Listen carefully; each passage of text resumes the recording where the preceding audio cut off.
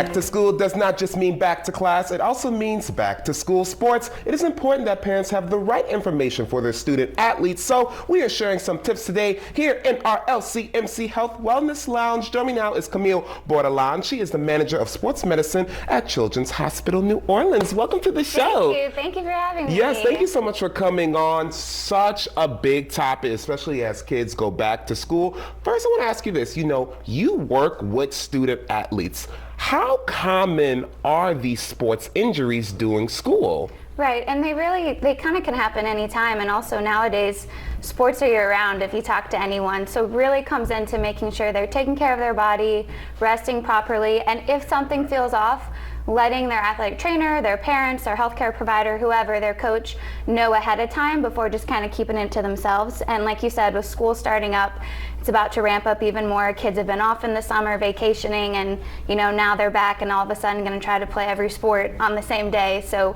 really trying to make sure we do all those little things to keep them healthy and out on the field. I completely agree, and especially for the parents out there who have children who are going to be playing sports for the first time. So you want to be extra careful. What are some of the common reasons that these sports injuries happen in students? For sure. It can be, it can be something in the moment, a mechanism of injury, something happening, but also it can be, not proper hydration, not stretching, not good enough sleep. So really it's just kind of as they're getting into a sport, whether they've played or not, goes back to making sure they're taking care of themselves, they're not overtraining, they're not doing too much, and also training properly. That's a big thing too. Listening to the coaches, listening to the performance coaches, anyone who's working with them to do it properly to help prevent injury as well. I completely agree, and there's so much energy right now with sports because the Olympics are happening right now, so it's great that we're having this conversation.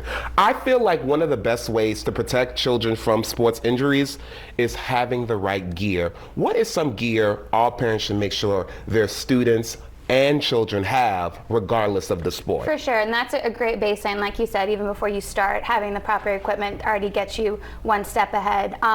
For our contact sports like football, obviously helmet, shoulder pads, mouth guard. Mouth guards are great for any contact sports. Your basketballs, your soccer even. Really just goggles if there's any eyeglass wear or anything like that. And then even simple but proper footwear. If you need cleats, if you're running on a track, court shoes for basketball, those little things can kind of help to set you up to stay healthier. And this next one is for parents and the coaches out there. Being aware of some signs and symptoms of what a sports injury looks like. What are some of those? Yeah, for sure. Off the bat, kind of if there's any limping, any favoring of one side, also if there's any swelling, if an ankle looks bigger compared to the other side, but also even if just they're reporting pain or not feeling right, you really need to listen to them.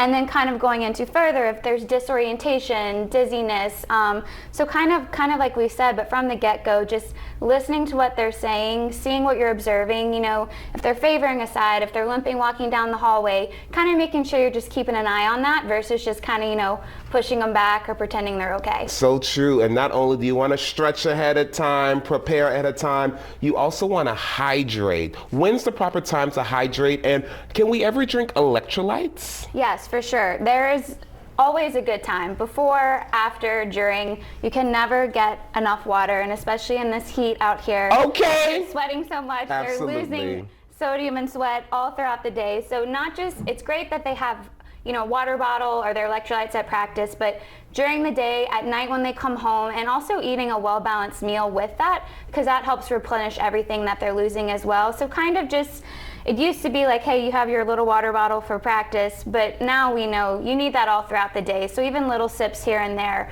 are helpful. That's a good message for anybody, honestly, whether you're on the field or not. What are some common sports-related injuries when it comes to students? You have your sprains, your strains, your ankle sprain, your hamstring strain. What about concussions? Yes, and that's kind of a whole different conversation, but yes, concussions, they can happen, and also it's not just athletes. This can be relative to, a kid in PE class or someone just kind of hanging out with their friend. So really, concussions, any force to the head, any trauma, and it doesn't have to be big, right? It could be you hit your head on a cabinet, you get hit with a basketball in PE. So really just if a child is hit in the head or falls on their head, and if they even have any symptoms of kind of have a headache, vision's a little off, I don't feel right, you really need to remove them from activity, get them to their healthcare provider just to be safe, because it's always better to have them checked out and get the go-ahead, even if they're okay. And rest. Exactly. And with this, though, too,